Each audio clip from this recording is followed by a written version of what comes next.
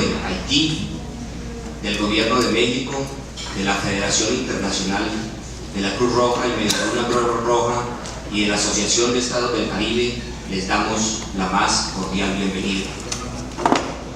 Mesdames, Messieurs les représentants des gouvernements de la région, Mesdames, Messieurs les représentants d'organisations et d'agences de coopération internationale,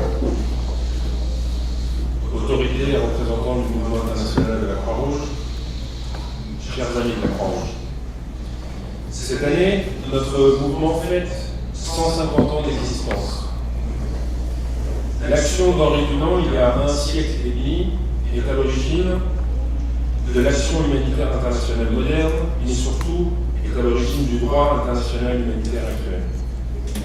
Une bonne législation doit garantir l'implication des communautés, garantir des financements, établir des normes. Au vu de ceci, la conséquence est claire, le message est clair. Une bonne préparation juridique sauve des vies humaines, et en sauve beaucoup.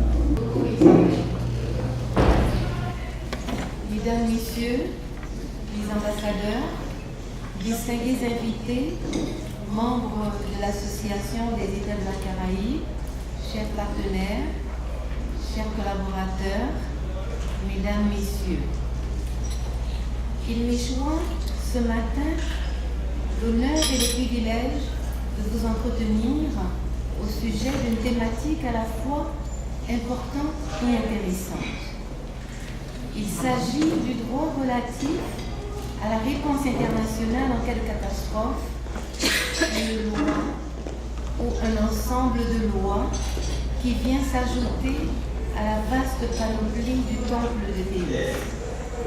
À la lumière du contexte global, régional et local dans lequel nous évoluons, la mise en application d'une telle loi ou ensemble de lois viendrait instaurer une ère d'ordre et de justice relativement à la prise en charge solidaire des personnes et institutions rendues vulnérables des suites de désastres y o calamités d'envergure.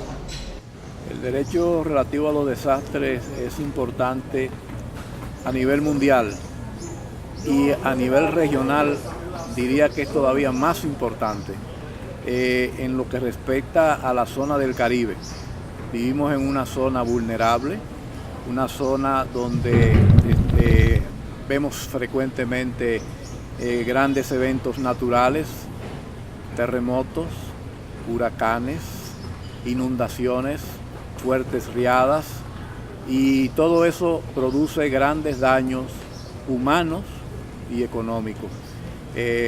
Como zona del Caribe creemos que tenemos que mejorar las condiciones, tenemos que crear mecanismos legales, normas,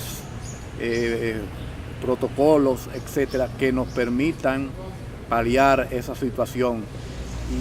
En el caso específico del lamentable terremoto de Haití del 12 de enero del 2010, la República Dominicana activó todas las instancias regionales, provinciales, municipales que las normativas dominicanas contemplan para responder a cualquier requerimiento en el territorio nacional como en ayuda humanitaria hacia el exterior. Todos los recursos que tenemos destinados para el desarrollo de nuestros países serían insuficientes para atender los riesgos si no coordinamos esfuerzos, si no facilitamos los procesos. La importancia de esta actividad es que va a permitir que las experiencias que hemos vivido en el continente, en la región del Caribe, facilite ese trabajo. En effet, l'exposition et la vulnérabilité aux aléas naturels sont parmi les principaux défis communs qu'affrontent constamment les États et territoires de la région. On se souvient des incalculables pertes matérielles et en vie humaine que les citoyens, que les cyclones, les inondations, les sécheresses à répétition causent annuellement dans nos pays. Qu'on se souvienne des centaines de milliers de morts, des destructions d'infrastructures sociales, économiques qu'a entraîné le séisme dévastateur qui a frappé Haïti le 12 janvier 2010.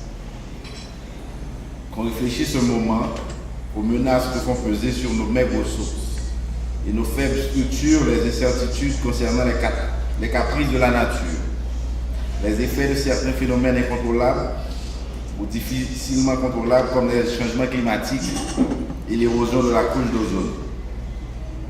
Nos tâches et responsabilités dans ce domaine sont énormes. Conscients de l'acuité de ces problèmes et de la nécessité d'en limiter les conséquences sur la population, mais aussi et surtout d'assurer le développement durable de la nation, le gouvernement Martelly Lamotte a fait du renforcement des structures de la protection civile l'une de ses priorités et objectifs stratégiques. Au cours de vos échanges, vous aurez l'opportunité de vous rendre compte des progrès que nous avons accomplis dans ce domaine. Vous aurez également la possibilité d'évaluer le chemin qui reste à parcourir et de voir ce qu'il faut faire ensemble pour aider chaque pays, plus particulièrement Haïti, à réduire sa vulnérabilité et à augmenter ses capacités de réponse aux catastrophes naturelles. Nous appelons tous les États membres de l'AEC à prendre la mesure de ces menaces et à fédérer leurs efforts afin d'y apporter des solutions durables permettant d'assurer un meilleur avenir à nos populations. Nous encourageons les sociétés de la Croix-Rouge et du Croissant-Rouge à collaborer étroitement avec toutes les structures nationales de protection civile afin de mieux planifier les interventions y de optimizar los resultados. Pues la experiencia en el tema derivó justamente de lo que fue el sismo aquí en Haití. Fue de tal dimensión que nos hizo replantearnos como gobierno cómo debemos de hacer las cosas, tanto al interior como al exterior.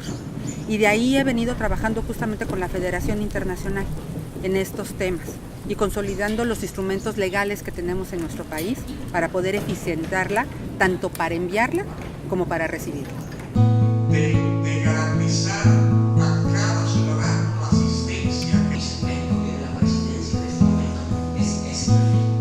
Tout ça, ça permet d'avoir une efficacité beaucoup plus accrue au niveau des interventions des humanitaires. D'accord ? Parce qu'il y a le respect des lois existantes localement, mais aussi il y a, disons, l'harmonie de ces lois avec l'ensemble des lois internationales qui gèrent les interventions humanitaires dans un pays.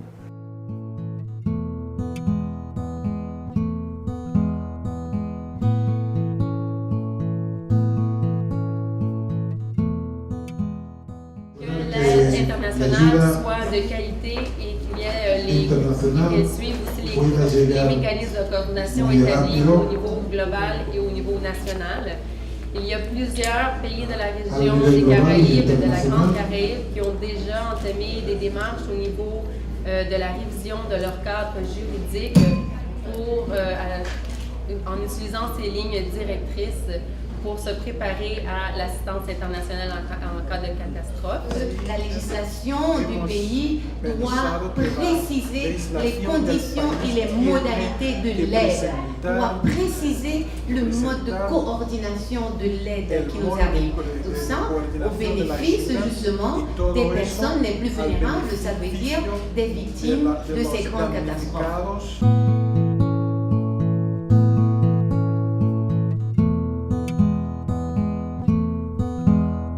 Nous recommandons que le gouvernement haïtien sélectionne les acteurs qui sont éligibles, qualifiés, et aussi qu'il établisse des facilités légales pour les acteurs internationaux professionnels et qualifiés pour procurer cette aide internationale.